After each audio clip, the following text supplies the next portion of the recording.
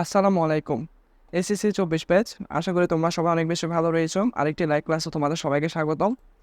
এক্ষেত্রে আজকে মূলত আমরা আমাদের লেকচার 3 পার্ট 2 কমপ্লিট করব। পার্ট 2 তে মূলত আমরা যে নাউনের যে অ্যাবস্ট্রাক্ট নাউন বাকি ছিল তা আজ কমপ্লিট করব এবং আমরা নাউনের কিছু এক্সক্লুসিভ প্র্যাকটিস করব এবং এএমসি গুলা কিন্তু বিভিন্ন বিশ্ববিদ্যালয়ের কোয়েশ্চেনে বিভিন্ন ইয়ারে এগুলো এসেছে, আবার এগুলা কিছু বিসিএস কোয়েশ্চেন অ্যাড করেছি। এগুলো আমরা প্র্যাকটিস করে যাব, বেশি প্র্যাকটিস নয়।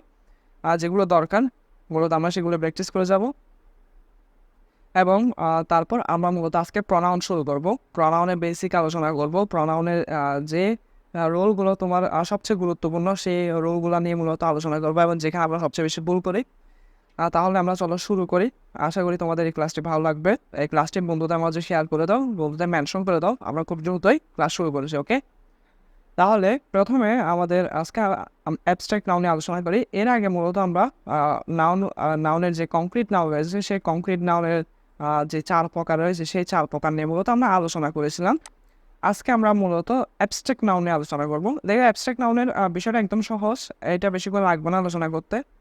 মূলত দোষ, গুণ, অবস্থা বা কাজের নাম বোঝাই। কোনো একটা মূলত এখানে আবার কারো দোষ, গুণ, অবস্থা বোঝাবে সেরকম নাই। মানে একটা দোষের নাম বোঝাবে, একটা গুণের নাম বোঝাবে, বা কোনো একটা অবস্থার নাম বোঝাবে, বা কোনো একটা কাজের নাম বোঝাবে। তখন সেটাকে মূলত আমরা অ্যাবস্ট্রাক্ট নাউন হিসেবে মূলত গণ্য করব। আবার এই অ্যাবস্ট্রাক্ট নাউনকে মূলত ধরা ছোঁয়া যায় না। যেমন আমি তোমাকে বলি, এখানে একটা যে দ্বন্দ্বটা হতে পারে, যেমন বললাম যে দোষ বা গুণ অবস্থা, তাহলে এখন তোমার মাথায় আসতে পারে বা এটা তো অ্যাডজেক্টিভ আনা হয়। যেমন অনেস্ট, এটা হলো কি? সৎ। এটার অর্থ কি? সৎ। ওকে, তাহলে এটা কি? এটা মূলত হচ্ছে কি অ্যাডজেক্টিভ। কিন্তু অনেস্টি এটা হলো কিন্তু নাউন এবং এটা হলো অ্যাবস্ট্রাক্ট নাউন। কেমনে দেখো, এটার অর্থ কি?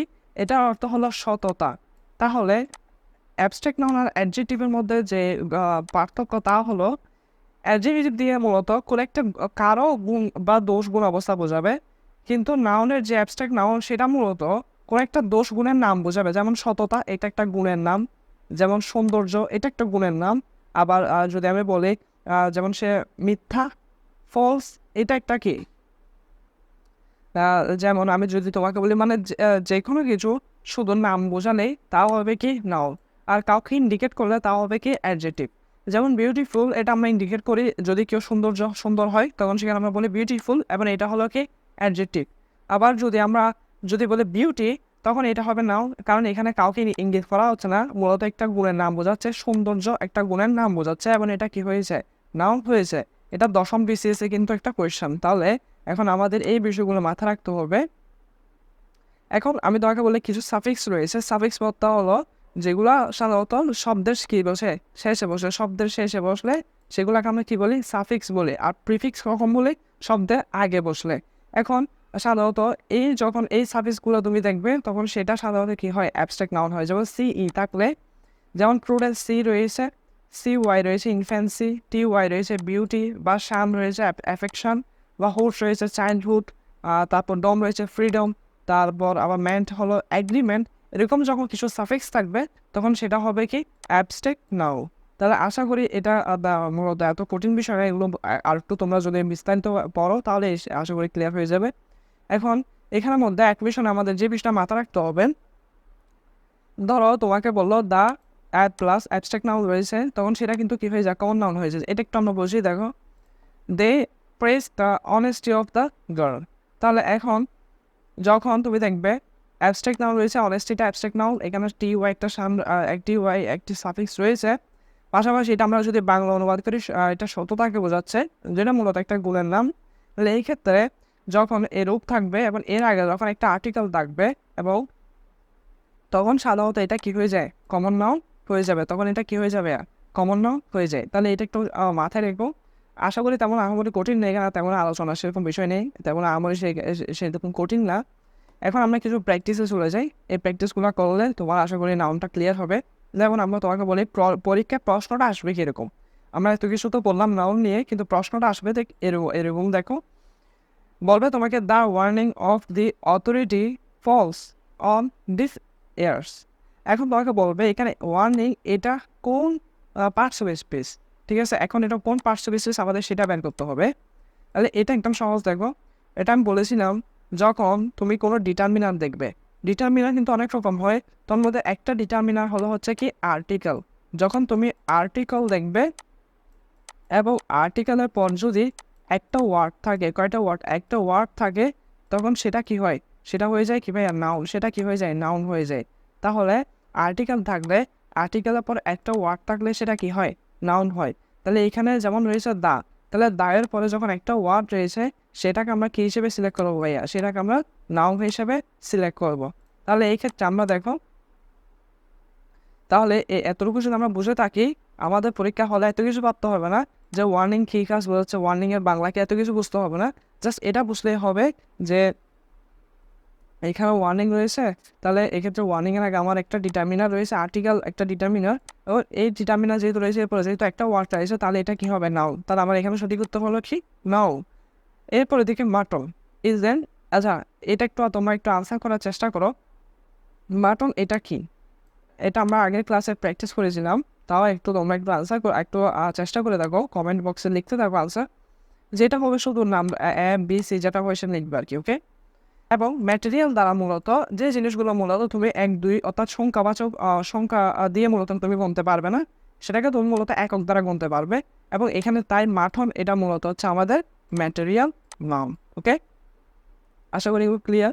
এরপরে দেখি উইজডম, এটা একদম সহজ, এর একটু আগে শিখিয়েছি, যখন সাফিক্স কি থাকবে ডোম থাকবে তখন সেটা হয়ে যায় কি অ্যাবস্ট্রাক্ট নাউন।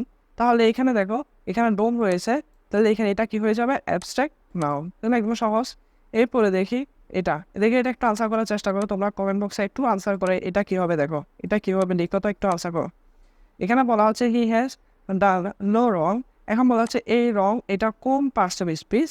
আচ্ছা এখন এটা আমরা বুঝবো কীভাবে, দেখো মূলত এখানে একটা ডিটারমিনার রয়েছে নো, একটা কি রয়েছে ডিটারমিনার, এবং এই ডিটারমিনার এটা দ্বারা মূলত যখন এরপরে একটা ওয়ার্ড থাকবে তখন সেটাকে আমরা কী হিসেবে সিলেক্ট করবো, নাউন হিসেবে সিলেক্ট করব।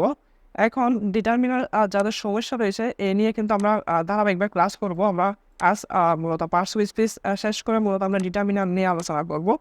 ডিটারমিনার যদি বুঝে যাও তাহলে একদম সহজ হবে।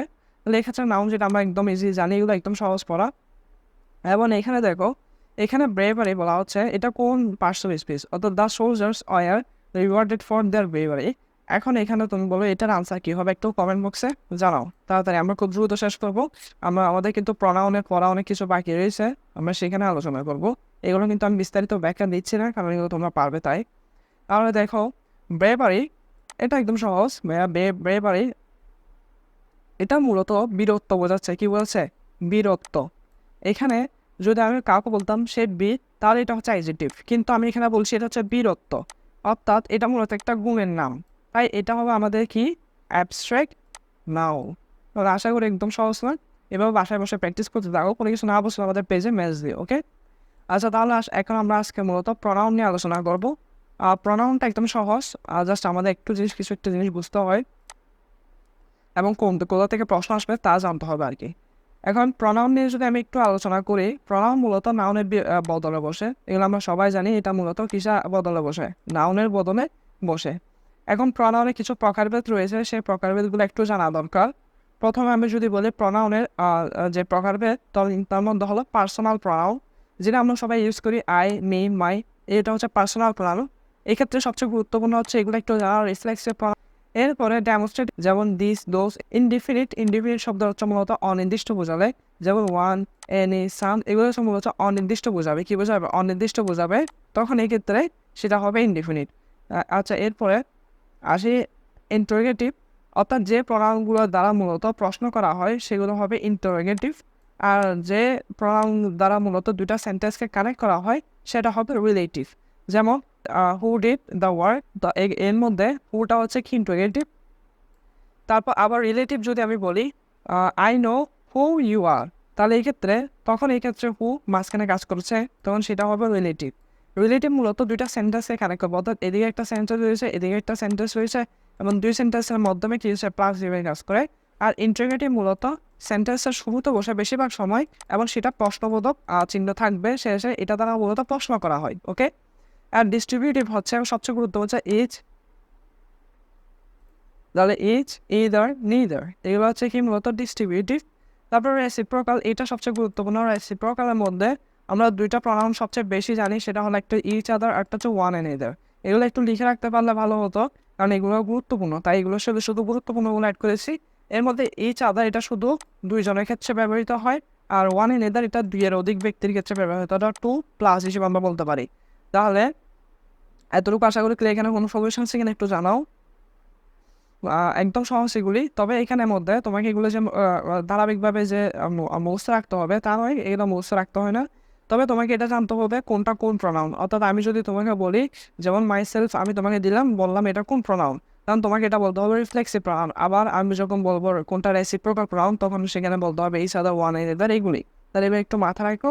এর মধ্যে সবচেয়ে গুরুত্বপূর্ণ যদি বলে দিই তাহলে হলো একটা রেসিপ্রোকাল প্রনাউন, আরেকটা হলো ইনডিফিনিট প্রনাউন, এটা গুরুত্বপূর্ণ রয়েছে। এরপরে রিলেটিভ আর ইন্টারোগেটিভ, এটা একটু গুরুত্বপূর্ণ রয়েছে, সেটা একটু দেখে নিও। ওকে, এতটুকু করার মধ্যে তাহলে আশা করি প্রনাউনের বেসিক বিষয় আমাদের শেষ। তবে এখানে মূলত আমরা প্রনাউনের যেখান থেকে কোয়েশ্চেন সবচেয়ে বেশি আসে আমরা সেগুলো শিখবো। প্রথম হচ্ছে এখান থেকে সবচেয়ে বেশি কোয়েশ্চেন আসবে। তোমার একটা সেন্টেন্স দিবে ইট ইজ, এখন বলবে কোনটা সঠিক হবে, অর্থাৎ ইট ইজ আস বসবে নাকি ইট ইজ উই বসবে। তাহলে এখন একটা মূলত আমরা পেঁচা পড়লাম না যে এখানে কি হবে। তাহলে এই ক্ষেত্রে একটা বিষয় মাথা রাখবে, যখন বি বার বসবে, বি বার্বের পরে সাবজেক্ট ফর্ম বসবে, অর্থাৎ বি বার্ব বসবে, বি বার্বের পর সাবজেক্ট ফর্ম বসবে, এটা সর্বোচ্চ গুরুত্বপূর্ণ। প্রথমে তোমরা তোমাদের মতো করে তাহলে এটা একটু আনসার করো তো, এমসিকিউ এটার আনসার দাও দেখি, এটা একটু আনসার দাও, সবাই একটু কমেন্ট করে জানাও এটা কি হতে পারে, কোনটা হবে। ওকে, প্র্যাকটিস করে যাও। তাহলে এই ক্ষেত্রে একটা বিষয় মাথায় রেখো, আমরা আগে বলি বিভার্ব কি তা একটু চিনি নি, এগুলো সবচেয়ে গুরুত্বপূর্ণ। তাহলে এখানে আমরা বিভার্ব যদি বলি, দেখো বিভার্ব কি, প্রথম হলো am is are was were. এছাড়াও এখানে কিন্তু অনেক বিস্তারিত মূলত বিভাগ রয়েছে, যেমন am is are was were, be being been, am টি টু আর টু, এগুলো অনেকগুলো কি রয়েছে বিস্তারিত বিভাগ রয়েছে। তার মধ্যে আমাদের সবচেয়ে কমন মূলত বিভাগ হলো এগুলি, এবং এখান থেকে প্রশ্ন আসবে। এক্ষেত্রে আসলে অ্যাডমিশনে খুব হিউজ পড়ালেখা করার আসলে কোনো দরকার নেই, তোমাকে আসলে যা আসবে শুধু তা পড়লেই হবে। প্রণামে কিন্তু হিউজ পড়া আছে, কিন্তু তুমি পড়ে লাভ কি যদি তোমার সেখান থেকে কোয়েশ্চেন না আসে। কিন্তু আমি এখানে যে কোয়েশ্চেনগুলো অ্যাড করেছি মূলত আমি সেগুলো পড়ে গিয়েছিলাম পরীক্ষা হলে, এবং এখান থেকে মূলত মূলত আমি কনফিডেন্স রাখছিলাম যে আমি এখান থেকে ফুল কোয়েশ্চেন কমন এসে যাবে। এক্ষেত্রে এরকম কনফিডেন্স রেখে পড়ো, এবং খুব বেশি যে পড়তে হবে তাও নয়, ঠিক আছে। তাহলে এই ক্ষেত্রে দেখো বিভার্বের ক্ষেত্রে আমরা সবচেয়ে কমন হচ্ছে can, is, are, was, were. তাহলে এই ক্ষেত্রে এরূপ যখন মূলত বিভার্ব থাকবে, অর্থাৎ সাবজেক্টের পরে যখন এরূপ বিভার্ব থাকবে, এরপরে যদি কোনো প্রনাউন তোমাকে বসাতে হয়, অপশানে যদি প্রনাউন দিয়ে থাকে, তখন সেক্ষেত্রে তুমি প্রনাউনের সাবজেক্ট ফর্ম বসাবে। এখন অনেকে সাবজেক্ট ফর্ম চিন্তা সমস্যা হবে, এটা একটু বলি।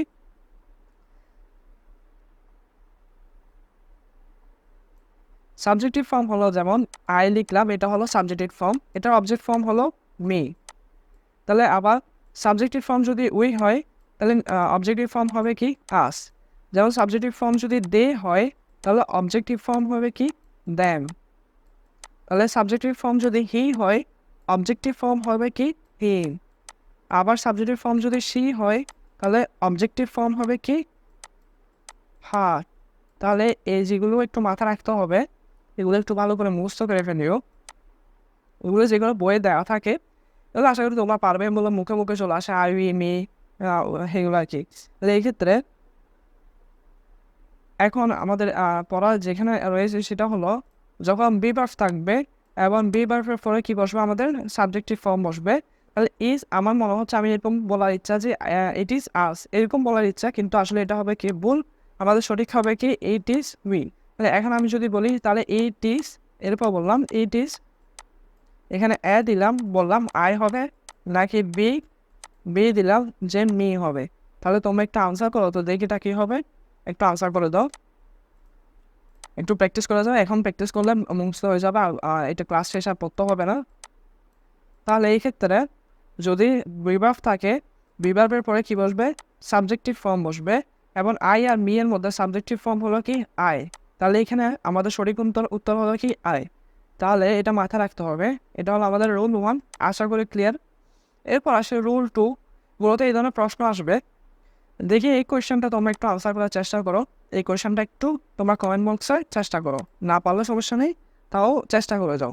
ওকে, নর্মাল যে ভার্ব রয়েছে সে ভার্বগুলো যখন আগে কোনো একটা সাবজেক্ট ফর্ম থাকবে, কোনো একটা প্রনাউন থাকবে, তখন সেটা সাবজেক্টিভ ফর্ম হবে। এটা একদম সহজ। আমরা সেন্টেন্সের শুরুতে কোনোদিন me, is, going to school এরকম বলি নেই। আমরা সবসময় বলেছি কি I am going to school অথবা you are going to school. ঠিক এভাবে এখানে কখনো ভার্বের পূর্বে কখনো অবজেক্ট ফর্ম বসবে না, সবসময় কি বসবে? সাবজেক্ট ফর্ম বসবে। তাহলে এখানে হি অ্যান্ড এখানে কখনো কি হবে না? মি হবে না, এখানে কি হবে? আই হবে। অর্থাৎ হি and I went out, he and I went out. তাহলে এরপরে এটা একদম সহজ, আশা করি রুল 2 এটা মাথা রাখতে হবে। আবার রুল 3 এখানে মূলত আমাদের সব একটু কঠিন লাগবে। দেখো, আমি এতক্ষণ বলেছি যখন ভার্ব থাকবে সেটা যে ভার্ব হোক, সে ভার্বের আগে যখন কোনো একটা সাবজেক্ট বসবে, সেই সাবজেক্টটা কী হবে ভাইয়া? সাবজেক্টিভ ফর্মও হবে। আবার এখানে যদি বি ভার্ব থাকে, অর্থাৎ বি ভার্ব থাকে, তখন বি ভার্বের পরে যখন সাবজেক্টিভ ফর্ম যখন প্রোনাউন বসবে তখন সেটা সাবজেক্টিভ ফর্মে হবে। কিন্তু যখন নর্মাল একটা ভার্ব থাকবে, যেমন এখানে কল্ড, এটা একটা হচ্ছে কি নর্মাল ভার্ব, এবার এই নর্মাল ভার্বের পরে কি বসবে ভাইয়া? অবজেক্ট ফর্ম বসবে। কি বসবে? Object form. যেমন দে কল্ড, এখানে আমাদের অবজেক্ট ফর্ম হলো মি, তাহলে এক্ষেত্রে আমরা এখানে সিলেক্ট করবো কি মি। তাহলে আশা করি ক্লিয়ার। না বুঝলে বলো, আমি কমেন্টে রিপ্লাই দিয়ে ইনশাল্লাহ সমাধান করে দিব। ওকে, আচ্ছা, এরপরে রুল 4টা একটু দেখি। যেমন লেট, এই লেটের পরে লেট এটাও কিন্তু একটা ভার্ব, এবং এই লেটের পরে যে ভার্বটা বসবে সেটা হচ্ছে কি যে প্রনাউনটা বসবে সেটা হবে কি অবজেক্ট ফর্মে। অর্থাৎ মূলত সেটা যে ভার্ব হোক, অর্থাৎ নর্মাল ভার্ব, ধরো একদম নর্মাল ভার্ব, বি ভার্ব নয়, এমনি নর্মাল একটা ভার্ব, এবং এরপরে যে প্রনাউনটা বসবে সেটা হবে কি প্রনাউন ভাইয়া? অবজেক্ট প্রনাউন, অবজেক্টিভ প্রনাউন, অর্থাৎ অবজেক্ট ফর্মে বসবে আর কি, সে প্রনাউনটা অবজেক্ট ফর্মে বসবে। যেমন লেটস, এখানে লেট হবে লেট। এরপরে এখানে সঠিক আনসার তাহলে কি হবে? যেহেতু বলেছি লেটের পরে যে ভার্বটা, যে প্রনাউনটা বসবে সেটা কি হবে? অবজেক্টিভ ফর্মে হবে। সে ফর্মটা কি হবে? লেটের পরে যে প্রনাউন তা কি হবে? অবজেক্টিভ ফর্মে হবে। তাহলে এখানে লেটের পরে যে অবজেক্ট বসেছে অবজেক্টিভ ফর্ম, যে প্রনাউনটা বসবে সেটা হবে কি অবজেক্টিভ ফর্মে। তাহলে এই ক্ষেত্রে উই এটা হচ্ছে সাবজেক্টিভ ফর্ম, কিন্তু আমাদের সঠিক উত্তর হবে কি আস, এটা হচ্ছে কি অবজেক্টিভ ফর্মে। ওকে, এরপরে আসি, এটা সবচেয়ে গুরুত্বপূর্ণ। এটা মূলত বিসিএস এর কোয়েশ্চেন। আমি এখানে অ্যাড করেছি। এটা দেখো, প্রেপোজিশন আছে। কি আছে? প্রেপোজিশন। প্রেপোজিশনের পরে যখন কোনো একটা প্রনাউন বসবে সেটা অবজেক্ট ফর্মে বসবে। সেটা কি ফর্মে বসবে? অবজেক্ট ফর্মে বসবে। তাহলে এটা যদি বসে থাকে, এখানে একটু আনসার করে দাও। এখানে কোনটা হবে? কি হু হবে নাকি হুম হবে? দেখে একটু আনসার করো তোমরা, একটু প্র্যাকটিস করে যাও। হু হবে নাকি হুম হবে? একটু প্র্যাকটিস করে যাও। তাহলে এখানে আমাদের বাই রয়েছে। বাই এটা মূলত একটা হচ্ছে কি প্রেপোজিশন, এবং এই বাইয়ের পরে যখন আমরা কোনো একটা প্রনাউন বসাবো তখন সেটা আমরা কিসে বসাবো? অবজেক্টিভ ফর্মে। এবং এখানে অবজেক্টিভ ফর্ম হলো হুম। এখানে অবজেক্টিভ ফর্ম হলো কি হুম। তাহলে আমাদের সঠিক অ্যান্সার হুম। তাই আশা করি এটা ক্লিয়ার। এরপরে আবার রুল 6-এ আসি, এবং এটা সবচেয়ে গুরুত্বপূর্ণ। এই ক্ষেত্রে অনেকের মনে হতে পারে এগুলো খুব কঠিন। আসলে না, এগুলো খুব কঠিন নয়, এগুলো একদম সহজ। এবং প্রনাউন থেকে যদি প্রশ্ন আসে তাহলে আমি গ্যারান্টি দিয়ে বলতে পারবো তোমার এই রুলগুলো থেকে আসবে। প্রনাউনের অনেক রুল রয়েছে, সেগুলো দরকার নেই, সেখান থেকে কোনো সময় আসে না, আসবেও না, কিন্তু আসলে এই রুল থেকে আসবে, প্রনাউন থেকে। তাই আমি শুধু এই রুলগুলো পড়াচ্ছি, তাই একটু নোট করে রাখো। এখন তোমাকে পরীক্ষা দিল, এখানে দুইটা সেন্টেন্স দিবে, বলবে যে ইউ, আই অ্যান্ড হি, অর্থাৎ এখানে প্রনাউনগুলো ওল্ড পালট করা আছে। একটাতে আছে you, I and he went to the concert, আরেকটাতে আছে you, he and I went to the concert. এখন তোমাকে বললাম কোনটা সঠিক। এখানে তো কারেক্ট ইনকারেক্ট দেওয়া আছে, পরীক্ষাতে আর থাকবে না। কিন্তু এখানে তোমার মনে হতে পারে এখানে তো জাস্ট আমরা প্রনাউনগুলো চেঞ্জ না করেছি, এখানে ভুল কোনটা সঠিক কোনটা এটা কেমনে বুঝবো? তাহলে এই ক্ষেত্রে তোমার প্রশ্নগুলো এরূপ স্টাইলেই হবে। তোমাকে বলবে হুইচ ইজ কারেক্ট, এবং তোমাকে এখানে সঠিক আনসারটা বের করতে হবে। তাহলে এই ক্ষেত্রে এরূপ যে কোশ্চেনগুলো থাকে এই কোশ্চেনগুলোকে তোমাকে মাথায় রাখতে হবে। প্রথমে এই কোশ্চেনগুলো সাধারণত দোষ স্বীকার অর্থে ব্যবহৃত, দোষ স্বীকার অর্থে মূলত এখানে এই কোশ্চেনগুলো প্রয়োগ হয়। যেমন তোমাকে এখানে যদি বলে কোনো একটা দোষ স্বীকার করছে, অর্থাৎ আমি, তুমি, আমি, সে, মূলত আমাদের যে প্রতিবেশী রয়েছে তাদের সেখানে আমরা কী করেছি, মানে চুরি ডাকাতি করেছে আর কি, অর্থাৎ চুরি করেছি, চুরি করেছি। তাহলে এইখানে যখন দোষ বোঝাবে তখন সাধারণত আমরা সেটাকে 1 2 3 এই স্টাইলে রাখবো, 1 2 3 এই স্টাইলে রাখবো। এটা একটু মনোযোগ দাও। যখন বলবে দোষ স্বীকার করছে, কোনো একটা আমি দোষ স্বীকার করে নিচ্ছি এই সেন্টেন্সে, যেমন এই পুরো সেন্টেন্সে কোনো দোষ স্বীকার নেই, তুমি, আমি, সে মূলত কনসার্টে গিয়েছি, এখানে কোনো দোষ স্বীকারের নেই, এটা হবে না। কিন্তু এখানে দোষ স্বীকার রয়েছে, যখন দোষ স্বীকার থাকবে তখন সেখানে আমরা 1 2 3 এর রুলটা ইউজ করবো। এখন 1 2 3 রুলটা হলো কি, 1 শব্দ অর্থ হলো ফার্স্ট পারসন, অর্থাৎ ফার্স্ট পারসন বসবে, এরপরে 2 সেকেন্ড পারসন বসবে, এরপরে 3 মূলত থার্ড পারসন বসবে। ফার্স্ট পারসন হলো আমি, সেকেন্ড পারসন হলো তুমি, এবার আমি তুমি ছাড়া বাকি সবগুলো হলো থার্ড পারসন। ওকে, তাহলে এই ক্ষেত্রে আমরা যদি এর রুলটা প্রয়োগ করি তাহলে প্রথমে আগে বসবে 1, তাহলে এখানে ইউ আইটা সি এর মধ্যে ফার্স্ট পারসন হলো কিন্তু আই, এবং সেটা কি বসেছে, আগে বসেছে। এরপরে বসবে সেকেন্ড পারসন, তাহলে ইউ হচ্ছে সেকেন্ড পারসন এবং সেও বসে দেয়, এটা সেকেন্ডে বসলো। এবং থার্ড হলো মূলত থার্ড পারসন এবং সি, এটা হলো থার্ড পারসন, অর্থাৎ আমি আর তুমি ছাড়া বাকি সব থার্ড পারসন। তাহলে এক্ষেত্রে এখানে সি, এটা হলো থার্ড পারসন এবং সিটা কোথায় বসেছে, এখানে বসলো। তাহলে আমাদের সঠিকটা ফরম্যাট হবে কি, I, you and see, row of our neighbour. তাহলে এই রুলটা কখন প্রয়োগ হবে, এখানে আমরা মনে রাখবো 123 এটা কী হিসেবে, দোষ স্বীকার করলে, 123 কী হিসেবে স্বীকার করলে, দোষ স্বীকার করলে। তাহলে 123 এটা কী হবে ভাইয়া, দোষ স্বীকার করলেন। এরপরে আমাদের আরেকটা বিষয় মাথা রাখতে হবে, তাহলে এটা হলো একটা। এবার আসি এখানে হলো আমি প্রথমে এক্সেপশনটা পড়িয়ে দিলাম যাতে সহজ হয়। দোষ স্বীকার ছাড়া, অর্থাৎ যখন দোষ স্বীকার ছাড়া নর্মাল একটা সেন্টেন্স থাকবে, যেখানে একটা নর্মাল একটা স্টেটমেন্ট দিবে, নর্মাল একটা বিবৃতি দিবে, সেক্ষেত্রে আমাদের রুলটা হবে 2 3 1, এগুলো খাতায় লিখে রাখো, 2 3 1। অর্থাৎ দোষ স্বীকার ছাড়া বাকি সব ক্ষেত্রে আমাদের রুল হবে 2 3 1। 2 3 1 বলতে প্রথমে আমাদের বসবে সেকেন্ড পারসন, এরপরে বসবে আমাদের থার্ড পারসন, এরপরে বসবে আমাদের ফার্স্ট পারসন। অর্থাৎ মূলত কনসার্টে গেলাম, এটা সাধারণ একটা বিবৃতি, এখানে কোনো কিছু দোষ স্বীকার করা হচ্ছে না। তাহলে এক্ষেত্রে আমরা সেখানে প্রয়োগ করবো 2 3 1, অর্থাৎ 231-এর রুল। সেখানে মূলত আমরা প্রথমে সেকেন্ড পারসন, এরপরে থার্ড পারসন, এরপরে ফার্স্ট পারসন বসাবো। তাহলে এখানে দেখো প্রথমে রয়েছে ইউ, ঠিক আছে, ওকে, ইউ রয়েছে, এরপরে আই, এখানে কিন্তু আই অর্থাৎ ফার্স্ট পারসন বসবে না, এখানে থার্ড পারসন বসবে।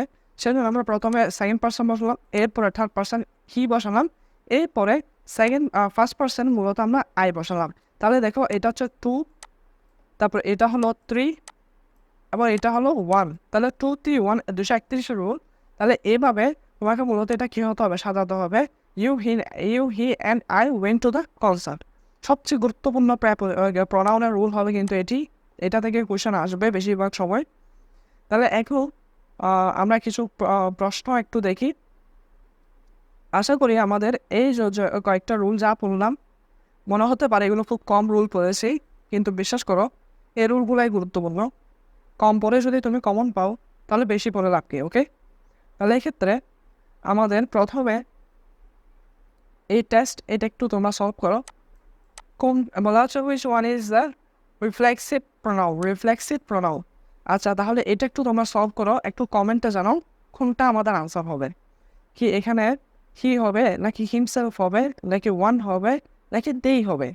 রিফ্লেক্সিভ এই জিনিসটা আমরা একটু আগে পড়েছিলাম, তোমরা একটু আনসার করো, আশা করি তোমরা পারবে। এই ক্ষেত্রে এটা একদম সহজ, এখানে হি এটা হবে না, হি ওয়ান এটাও হবে না, দে এটাও হবে না। তাহলে এটা আমরা একটু রিভিশন দিয়ে আসি যেগুলো আমরা একটু ভুলে যাই। তাহলে প্রথমে আই, মি, মাইন, হি এগুলো হচ্ছে পার্সোনাল প্রনাউন, এবং সেলফ থাকলে সেগুলো হয় রিফ্লেক্সিভ প্রনাউন। ওয়ান, এনি, সাম এগুলো হলে ইনডিফিনিট প্রনাউন। তাহলে এই ক্ষেত্রে আমাদের এখানে সঠিক আনসার তাহলে কী হবে ভাইয়া? হিমসেলফ, এটা হলো সঠিক আনসার। একদম সহজ। এরপর একটু জটিল কোয়েশ্চেন, এটা একটু সলভ করো। এটা একটু সলভ করে দেখে অ্যান্সার একটু জানাও তোমরা কতটুকু দেখি তোমরা মনোযোগী ছিলে ক্লাসে। তাহলে এখানে আমরা একটু কোয়েশ্চেনটা পড়ে দেখি। My uncle decided to take dash and my sister to the market. Question mark হবে না, এটা ভুলে চলে এসেছে। তাহলে এখন এখানের মধ্যে তোমাকে আমরা একটু আগে যে রুলগুলো পড়েছিলাম ভার্বের আগে পরে কী হবে সেই রুলটাই মূলত এখানে বসবে। প্রথমত টেক, এটা একটা ভার্ব। এক্ষেত্রে my uncle decided to take, এরপরে কি বসবে? মূলত আমাদের এখানে যে প্রনাউনটা বসবে, আমি বলেছিলাম ভার্ব যখন বসবে ভার্বের আগে প্রনাউনের সাবজেক্টিভ ফর্ম বসবে, ভার্বের পরে প্রনাউনের অবজেক্টিভ প্রনাউন বসবে। তাহলে এই ক্ষেত্রে অবজেক্টিভ ফর্ম বসবে। তাহলে এখানে আই, এটা হলো সাবজেক্টিভ ফর্ম। এখানে অবজেক্ট ফর্ম কিন্তু হচ্ছে কি মি, এটা হলো আমাদের কি অবজেক্ট ফর্ম। তাহলে এক্ষেত্রে আমাদের সঠিক অ্যান্সার হবে কি my uncle decided to take me and my sister. Okay, তাহলে এগুলো একদম সহজ, এগুলো পারবে ইনশাল্লাহ। তাহলে আজকে প্রনাউনের যে রুলগুলো পড়েছি সেই রুলগুলো খুব ভালোভাবে খুব মনোযোগের সহিত পড়ার চেষ্টা করবে, সেই রুলগুলো বারবার পড়ার চেষ্টা করবে, কারণ এগুলো আমরা ভুলে যাই। তাই প্রনাউনের এই কয়েকটি রুল পড়লেই আর বেশি পড়তে হবে না, কারণ প্রনাউন থেকে আহামরি সেরকম কোয়েশ্চেন আসে না। প্রনাউন থেকে যে কয়েকটা আসে তা আমি এখানে উল্লেখ করে দিচ্ছি, এগুলো বাইরে তেমন সেরকম কঠিন তেমন কোয়েশ্চেন আসে না। তাহলে আমরা নাউন আর প্রনাউন যে বিস্তারিত বিষয়গুলো পড়লাম, আশা করি এই বিস্তারিত বিষয়গুলো তোমাদের মনে থাকবে, এগুলো নোট করে রেখেছো আশা করি। যদি নোট করে থাকো তাহলে কাজ হবে তোমার মাস্টার বই থেকে গিয়ে সেগুলো ভালোভাবে প্র্যাকটিস করে ফেলা। মাস্টার বইয়ে বেশিরভাগ রুল কিন্তু তোমার পড়া হয়ে গেছে, এখন শুধু গিয়ে রিভিশন দিবে আর কি। আমাদের নেক্সট ক্লাস কিন্তু ক্লিপস টফেলের উপর হবে। ক্লিপস টফেল আমরা ক্লাস 2।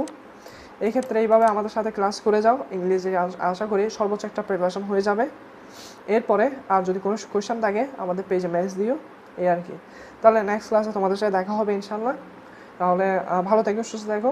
যারা আজকে চেষ্টা করেছো অভিনন্দন তোমাদের, ধন্যবাদ তোমাদের। তাহলে আরেক নতুন ক্লাসে দেখা হবে ইনশাল্লাহ। ধন্যবাদ, আসসালামু আলাইকুম।